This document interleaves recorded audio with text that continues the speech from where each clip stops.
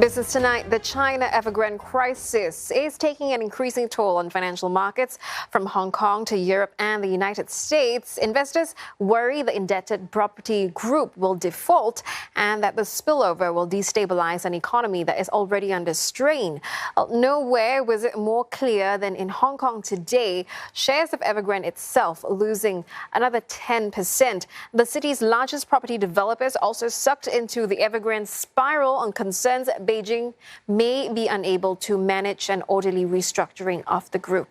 The Hang Seng Property Index plunging to its lowest level since 2016. The broader Hang Seng clearly under the hammer. It's down another 12% this year. Analysts say the fact exchanges in mainland China were closed probably exacerbated the slide, but there is no doubt the concerns are global. European markets also moving lower, and the Dow futures, they're off sharply, signaling that the selling will certainly spread to Wall Street. Also caught in the whirlwind, emerging market currencies. The Malaysian ringgit leading Asia currencies lower. It saw its biggest fall in 2 months against the greenback over fears that Evergrande's crisis will hurt the Chinese economy.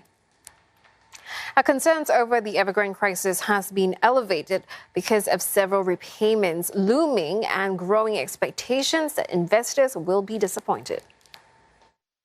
It's crunch time for China Evergrande. The heavily indebted property developer is scrambling to raise funds as it nears deadlines to pay interest on some of its loans and bonds.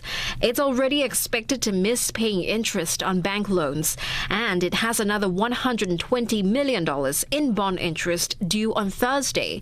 That's just a sliver of more than $300 billion in liabilities the property giant is carrying. While a debt restructuring is the most likely outcome for Evergrande, investors view this week's deadlines with trepidation. From a credit market perspective, obviously, there's a huge focus on what happens to Evergrande this week and its debt payments. And that, at the moment, hasn't seen a wider contagion. But clearly, if we do see default, then the risk of contagion will increase. There's much at stake. Bond investors are prepared for a hit. Equity investors have lost billions. Loan extensions are likely from the banks. And then there are thousands of the householders and suppliers all owed money. Rattled investors protesting at the company's headquarters in Shenzhen and reportedly elsewhere in China a stark indication of the depth of despair.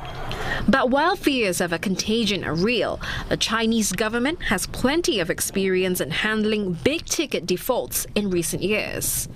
Chinese government is going to buy a lot of time for this debt restructuring. And what we are really worried about is the potential spillovers to the wider economy. Expectations are that a financial crisis will be avoided, but there is little to placate investors whose biggest fear is more policy tightening by Beijing and the liquidity squeeze in financial markets that could bring.